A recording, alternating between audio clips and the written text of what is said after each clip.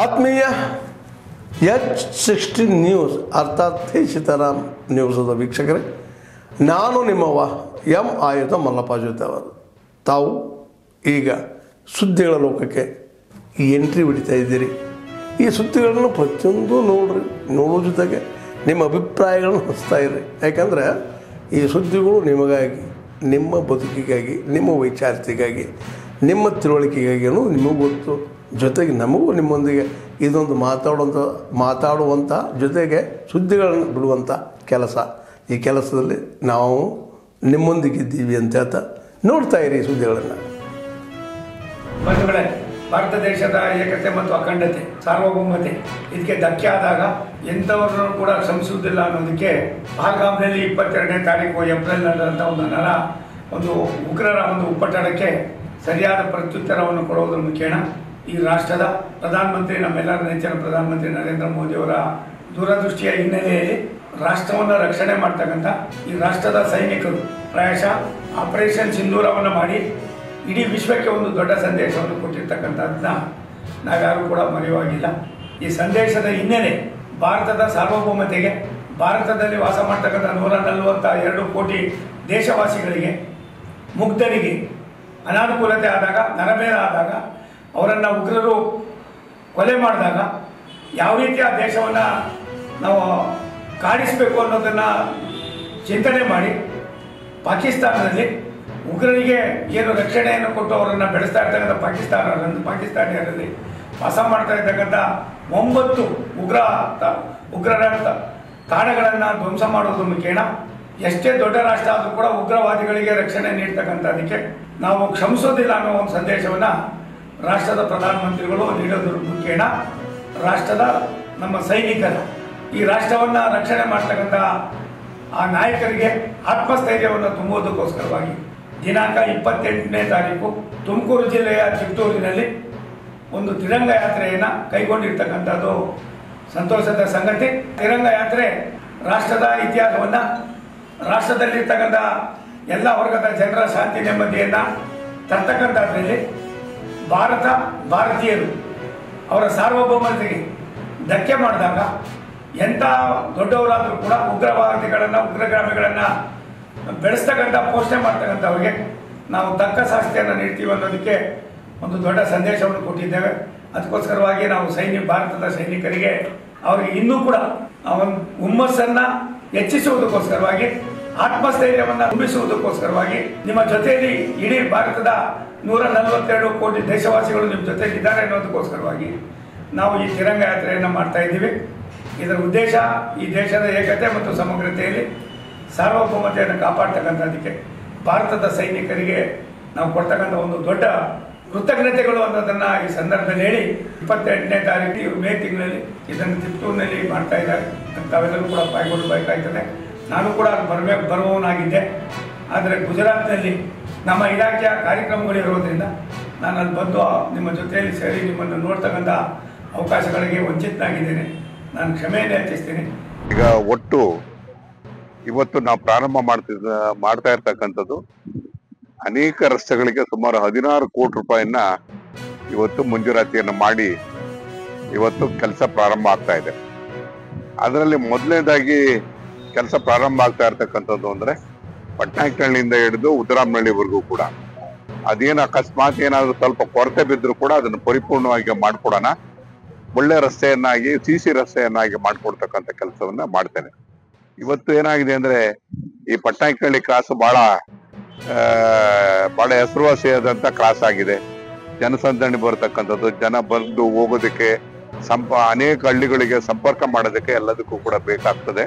ಅದಕ್ಕೋಸ್ಕರ ಸುಸಜ್ಜಿತವಾಗಿರ್ತಕ್ಕಂಥ ರೀತಿಯಲ್ಲಿ ಅದನ್ನ CC ರಸ್ತೆಯನ್ನ ಮಾಡ್ಕೊಡುವಂತ ಕೆಲಸವನ್ನು ಈಗಾಗಲೇ ಭೂಮಿ ಪೂಜೆ ಮಾಡಿದೆ. ಇದಕ್ಕೆ ಕೊಟ್ಟಿರ್ತಕ್ಕಂಥದ್ದು 1 ಕೋಟಿ ರೂಪಾಯಿ. 1 ಕೋಟಿ ರೂಪಾಯಿ ಅದೇನಾದ್ರು ಸಾಲದು ಬಂದಂತ ಸಂದರ್ಭದಲ್ಲೂ ಕೂಡ ಅದು ತುಂಬಿ ಕೊಡತಕ್ಕಂಥ ಕೆಲಸವನ್ನು ಮಾಡಿ ಉದರಾಮನಹಳ್ಳಿವರೆಗೂ ಕೂಡ ಅದನ್ನ ರಸ್ತೆಯನ್ನ ಮಾಡ್ಕೊಡುವಂತ ಕೆಲಸವನ್ನು ಮಾಡ್ತೀನಿ ಅಂತಕ್ಕಂಥ ಮಾತನ್ನು ಹೇಳಿ, ನಾನು ಈಗ ನಾವು ಸಿರಾಕ್ಕೆ ರಸ್ತೆಗೆ ಅಂತ ಹೇಳಿದ್ರೆ ನಾವು ಎಲ್ಲಿವರೆಗೂ ಕೊಟ್ಟಿರ್ತಕ್ಕಂಥದ್ದು ಅಂತ ಹೇಳಿದ್ರೆ ಒಟ್ಟು 35 ಕೋಟಿ 15 ಎಷ್ಟು 40 50 ಕೋಟಿ ಅದು ಎಲ್ಲಿ ಕೊಟ್ಟಿರೋದು? ಸಿರಾದಿಂದ ಈ ಕಡೆಗೆ ಸೀಗಲಹಳ್ಳಿ, ಪಟ್ನಾಯಕನಹಳ್ಳಿ ಈ ಕಡೆಗೆ ಕೊಟ್ಟಿರ್ತಕ್ಕಂಥದ್ದು 50 ಕೋಟಿ ರೂಪಾಯಿನ ಕೊಟ್ಟಿರ್ತಕ್ಕಂಥದ್ದು. ನಾನು ರಸ್ತೆ ಮಾಡಬೇಕಾದಾಗ ನಾನು ಇಂಜಿನಿಯರ್ ಎದುರಿಗೆ ಹೇಳ್ತೀನಿ, ರಸ್ತೆನ ಸುಸಜ್ಜಿತವಾಗಿರ್ಬೇಕು, ಗುಣಮಟ್ಟದಿರ್ಬೇಕು. ಇವತ್ತು ಕಾಂಟ್ರಾಕ್ಟರ್ಗಳೆಲ್ಲ ಹಳೆ ಮಕ್ಕಳುಗಳೇ ಜಾಸ್ತಿ ಇರೋದು. ಆ ಮಕನೂ ನೋಡ್ಕೋಬೇಡಿ, ಕೆಲಸ ಮಾತ್ರ ಚೆನ್ನಾಗಿ ತಗೊಳ್ಳಿ, ಶಾಶ್ವತವಾದಂತ ಕೆಲಸ ಆಗ್ಬೇಕು. ರೈತ ಸಂಘದ ಕಾರ್ಯಕರ್ತರ ಅದೇವ್ರಿ, ಇದು ನಮ್ಮ ಬೆಳ್ಳಿಕಂಡಿ ಘಟನೆ ಏನಂದ್ರೆ ಅವ್ರ ಪಡಿಯಪ್ಪ ಒಗ್ಗಾರ ಅವ್ರ ಹೆಸರಲ್ಲೇ ಒಂದು ಜಾಗ ಅವ್ರದ್ದು ಉತ್ತಾರ ಇದಾವ್ರಿ. ಮತ್ತು ಅದನ್ನು ಒಂದು 3 ತಿಂಗಳಿಂದ ರೀ ನ್ಯಾಯ ಬಂತ್ರಿ. ಅದು ಹಿಡಿಯೋವ್ರಿಗೆ ಅಂತಕ್ಕೆ ಹೋದವ್ರಿ. ಇವರು ಮಣಿ ಹಾಕೊಂತೇವೆ ಅಂದ್ರೆ ಅಲ್ಲಿ 2 ಗಿಡ ಅದಾವ್ರಿ ಜಾಗದಾಗ. ಆ ಗಿಡಕ್ಕೆ ಅವ್ನ ಹೆತ್ತ ದನ ಕಟ್ಟಿ ಇದನ್ನು ಮಾಡ್ಕೊಂಡಿದ್ರೆ ಬಿಸಿಲಾಗಿರ್ಲಿ ಅಂತ ಬಿಟ್ಟಿದ್ರೆ ಮಣಿ ಹಾಕೊಂತಾನಂದ್ರೆ ಅವನು ನಾವು ಬೇರೆ ಕಡೆ ದನ ಕಟ್ಕೊಂತ ಬಂದನಿ, ನಿಮ್ದು ಏನೈತಿ ಮಕ್ಕಳೈತಿ ಜಾಗ ಅಂತ ಅವರು ಹೊಡೆದಾಡಕತ್ತಿದ್ರಿ. ನಾವು ಊರಾಗ ಹೇಳಿದ್ರೆ ಹಿಂಗೆ ನ್ಯಾಯ ಆಡಕತ್ತಾರ ಬಗೆಹರಿಸು ಅಂತ ಊರಾಟ ಹೇಳಿದ್ರಿ, ಬಂದೀವ್ರಿ. ಊರಾಗ ಗ್ರಾಮ ಪಂಚಾಯತಿ ಮೆಂಬರ್ ಅದೇ ನೀವು ಇಬ್ಬರು ಗಣ್ಣ ಐತಿ, ಹಿಂಗೆ ಮಾಡಬೇಡ್ರಿ, ಹಿಂಗೆ ನೀನ ಬಗೆಹರಿಸು ಅಂತ ಕುಂತು ಹಿಂಗೆ ಮಾಡಿದ್ರೆ ಹೆಂಗೆ ಅಂತ ನಾವು ಹೇಳಿದ್ರಿ. ಅವ್ರಿಗೆ ಹೇಳಿದ್ರಕೊಂಡು ನೀವೇನು ಹೇಳಕ್ಕೆ ಬರ್ತೀರಿ, ನಾನು ಮೆಂಬರ್ ನಾನು ಕೊಡ್ತೈತಿ ಅಂತ ದೊರಬಾಳಿಕೆ ನಮ್ಮ ಮೇಲೆ ಹಿರಿಯರ ಮೇಲೆ ಹೋಗ್ರಿ, ನಮ್ಮ ಪಂಚಾಯತ್ಯಾಗ ಬರ್ತೈತಿ, ಊರಾಗ ಬರ್ತೈತಿ ಅಂತ ನಮ್ಮ ಮೇಲೆ ಹಾಕಿ ಮಾಡಿದ್ರಿ. ಆಮೇಲೆ ಮುಂದೆ ಕೇಸ್ ಮಾಡಿದ್ರಿ ಇವ್ರ ಮೇಲೆ, ದನ ಹುಚ್ಚಿ ಹೊಡೆದ್ರಿ ಇವರು ನಮ್ಮ ಜಗದಾಗ ಕಟ್ಬೇಡ ಅಂತ. ಒಂದು ಕಂಪ್ಲೇಂಟ್ ಮಾಡಿದ್ರು, ಇವ್ರ ಮೇಲೆ ಕಂಪ್ಲೇಂಟ್ ಮಾಡಿದ್ರಿ. ಅವ ಮಾಡಿದಂತ ಅಲ್ಲಿ ಹೋದಿವ್ರಿ. ಅವ್ರ ಪಿ ಎಸ್ ಸಾಹೇಬ್ ಏನಂದ್ರೆ 1ನೇ ತಿಂಗಳದಾಗ್ರಿ, ಜನವರಿಯಾಗ್ರಿ, ಅವರು ನಿಗಲ್ ಅದಾವು, ನೀವೆಲ್ಲ ಹೆಂಗೆ ಮಾಡ್ಬೇಡಪ್ಪ, ನೆಂಬರ್ ಇದ್ರು ಅಂತ ಅವ್ರು ಹೇಳಿದ್ರಿ. ಆ ನೆಂಬರ್ ಇದ್ರೆ ನಾ ಪಂಚಾಯತ್ಯಾಗ ನಮ್ಮನ್ನೆಲ್ಲ ದಾಖಲೆ ಇದಾವೆ ನಮ್ಮ ಅಂತ ಹೇಳಿದ್ರೆ ಮತ್ತೆ ಪಂಚಾಯತಿಗೆ ಹೋಗಿ ಪಿಡಿ ಅವ್ರನ್ನ ಅಂತ ಹೋದಿವ್ರಿ. ಅಲ್ಲಿ ಅವ್ರನ್ನ ಕರೆಸಿದ್ರಿ. ಎಲ್ಲಿ ಊರಿಗೆ ಬಂದ್ರಿ, ಊರನ್ನಾರ ಬಗೆಹರಿಸ್ರಿ, ಇವೆಲ್ಲ ನೆಂಬರ್ ನಾವು ವರ್ಗಾವಣೆ ಮಾಡಿಸ್ತಾನ, ನಮ್ಗೆ ಆಗೋದಿಲ್ರಿ ಇದನ್ನ ಬಗೆಹರಿಸೋದಂತ ಅವ್ರ ಪಿಡಿ ಅವ್ರು ಅಂದ್ರಿ. ಮತ್ತೀಗ ಮೊನ್ನೆಗ ಒಂದು 2 ದಿನದ ಗಲಾಟೆ ಆತ್ರಿ. ಹಾಗೂ ಹೇಳಿದ್ರು ಪೊಲೀಸ್ ಸ್ಟೇಷನ್ಗೆ ಬಂದಿದ್ರಿ. ಅಲ್ಲಿ ಪಿ ಎಸ್ ಸಾಹೇಬ್ರಿಗೆ ಹೇಳಿದ್ರು, ನಿಗಲ್ ಅದಾವ್ರಿ ನೀವು ಮತ್ತು ಹಿಂಗೆ ಅಳತಿ ಹೊಳೆ ಮಳೆ ಕರ್ಸೋದು ಏನ್ರಿ ಬಟನ್ ಅಂತ ನಾವು ಇವ್ರಿಗೆ ಹೇಳಿದ್ವಿ, ಪಿ ಎಸ್ ಸಾಹೇಬ್ರಿಗೆ ಹೇಳಿದ್ವಿ. ಮತ್ತು ಇವೆಲ್ಲ ನೀವು ಬಗೆಹರಿಸ್ರಿ ಅಂದ್ರೆ ನಮಗೆ ಹೆಂಗೆ ಬಗೆಹರಿಸ್ತಾರೆ, ನಮ್ಗೆ ಡಬ್ಬಾಳಿಕೆ ಇದು ದೌರ್ಜನ್ಯ ಎಬ್ಬಿಸ್ತಾನ್ರಿ ನಮ್ಮ ಮೇಲೆ. ಒಂದು ನಮ್ಮ ರೈತ ಸಂಘ ಲೀಡರ್ ಕರ್ಸಿನಿ ರೀ, ಹಸಿರು ಸೈನ್ಯದ ಲೀಡರ್ ಇದರ ಅಧ್ಯಕ್ಷ ರೀ, ಇದರ ಅವ್ಯಾಮಿಂದ ಪರಶುರಾಮ ಕಲಾದಿಗ ಅಂತಾರೆ. ಸ್ಟೇಷನ್ ಕರ್ಸಿದ್ರಿ, ಅವರು ಜೊತೆ ಪಿ ಎಸ್ ಐನ್ ಕೂಡ ಮಾತಾಡಿದ್ದಾರೆ, ಇವ್ರ ಜೊತೆನೂ ಮಾತಾಡಿದ್ದಾರೆ. ನಾನು ಏನು ತರದನ್ರಿ ನೀವೊಂದು ಹೌದು ಕೆಳಗಡೆ ಫ್ಲೋರಿಂಗ್ ಅವ್ರು ಕೇಳ್ತಾರೆ, ಫ್ಲೋರಿಂಗ್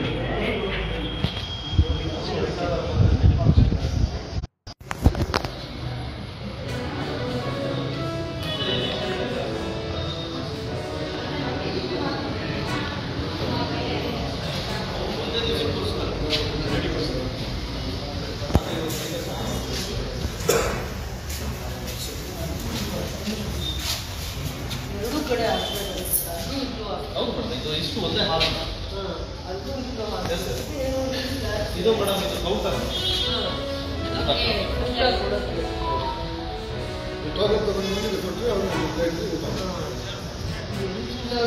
KGF ಅಲ್ಲಂತೂ ಚೆನ್ನಾಗಿ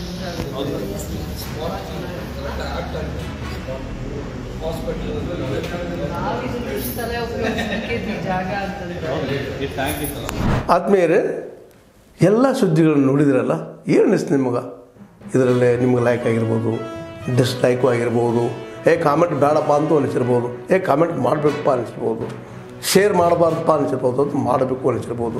ಏನಾದರೂ ಆಗಲಿ ಶೇರ್ ಮಾಡ್ತಾಯಿರ್ರಿ, ಈ ನ್ಯೂಸ್ಗಳನ್ನ ಹಂಚ್ತಾ ಇರಿ, ಜೊತೆಗೆ ಇದಕ್ಕೆ ಸಬ್ಸ್ಕ್ರೈಬ್ ಆಗ್ತಾಯಿರಿ ಅಂತ ಹೇಳ್ತಾ H16 ನ್ಯೂಸ್ ಅರ್ಥಾತ್ ಹೇ ಸೀತಾರಾಮ್, ಇದು ಸತ್ಯದ ಕೈಗೆ ನಡಿ. ವಂದನೆಗಳು.